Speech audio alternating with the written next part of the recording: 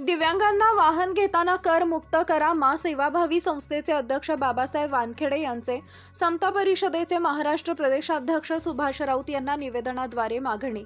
आज दिनांक 3 जून रोजी दुपारी 4 वाजता मिळालेल्या माहितीनुसार दिव्यांगांना वाहन घेताना कर मुक्त करा, महात्मा ज्योतिबा फुले यांना भारतरत्न देण्यासाठी सरकारने पाऊल उचलावे अशा विविध मागण्यांसाठी मा सेवाभावी संस्थेचे अध्यक्ष बाबासाहेब शिवाजी वानखेडे आणि सकल दिव्यांग सामाजिक संघटनेचे जिल्हा अध्यक्ष राहुल मुळे यांचे अखिल भारतीय समता परिषदेचे प्रदेशाध्यक्ष सुभाष राऊत यांच्याकडे निवेदनाद्वारे मागणी केली आहे।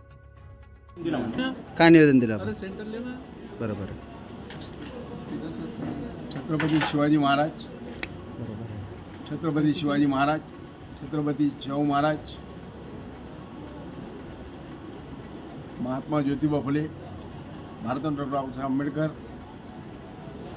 अण्णाभाऊ साठे, अहिल्याबाई होळकर, संत रोहिदास, संत सेवालाल महाराज या मान्यवरांना अभिवादन करून महात्मा फुले समता परिषदेची आढावा बैठकीस समता परिषद अखिल भारतीय महात्मा फुले समता परिषदेचे सचिव सुभाषजी राऊत यांना राहुल मुळे दिव्यांग संघटनेचे अध्यक्ष, जिल्हाध्यक्ष व बाबासाहेब शिवाजी वानखेडे महासेवाभावी संस्थेचे अध्यक्ष आम्ही निवेदन दिले की भुजबळ साहेबांना असे निवेदन दिले की भारतरत्न महात्मा ज्योतिबा फुले व सावित्रीबाई फुले यांना भारतरत्न पुरस्कार देण्यासंबंधी केंद्र सरकारने पाऊल उचलावी।